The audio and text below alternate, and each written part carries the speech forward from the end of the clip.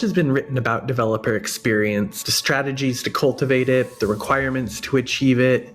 But speaking as a developer myself, I'm confident that once you boil down all the articles and advice into an implementation strategy, maximizing developer experience really simplifies down to one thing, which is reducing bullshit tasks to create more deep work time. Now, in this video, I want to set our sights on a more subtle but insidious time sink, which is the accounting for what's getting done is sort of the quintessential I don't spend much time on that task that people really do spend quite a bit of time on once you add up all the various contexts where it is important to know things like, number one, annual reviews. You're usually spending 1 to 3 hours of preparation, a good chunk of which is deriving what the biggest projects from the last year were. Another one, weekly or monthly progress updates, sometimes with the team, sometimes with the manager, sometimes both. For these meetings, you're not getting anything done for the hour or two before the meeting because that's about how long it takes to produce a curated list of the things that you've worked on since the previous meeting. And the third context is the customer change list.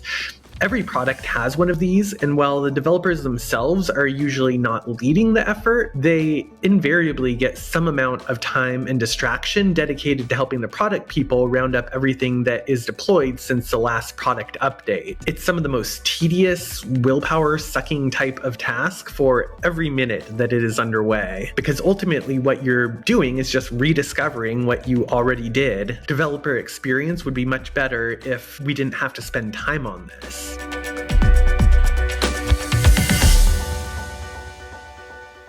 So that's why I think it's significant that as of this month, our company GitClear is set up to allow developers to automatically generate visual, interactive change logs permanently free for up to a few repos. So what does automatically generating your own personal change log look like in practice?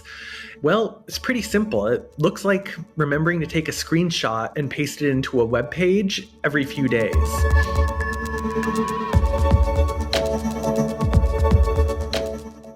As you might guess, there is a lot that AI can contribute to the process of automating changelog generation. Most importantly, when you upload a picture, AI can describe the contents of that picture and reason about which candidates in a list of changes are most likely being depicted by the picture or video that was uploaded. AI is also more than capable of summarizing a group of commits, especially if that group is associated with a Jira or a pull request, which gives more signal about what the commits are actually implementing.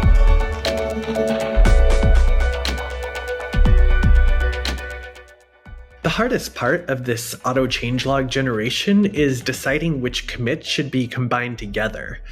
By my estimation, I've been working on this problem for the better part of 6 years now to build a set of heuristics that can decide when commits are related, like whether lines from a later commit revise lines from an earlier commit, or whether the commits both involve files changed in the same directory. These heuristics combine developer progress into groups of work that are usually about 3 to 5 days in size, since that is about how often the average developer generates enough progress to be screenshotted and described as a meaningful unit of change.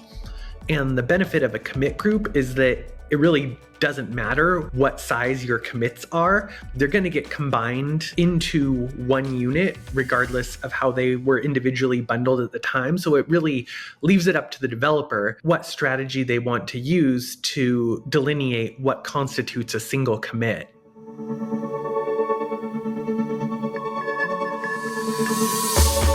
Assuming the developer pastes a screenshot of their work every once in a while, there are at least 3 different sources of truth that can be combined programmatically to describe what change was implemented.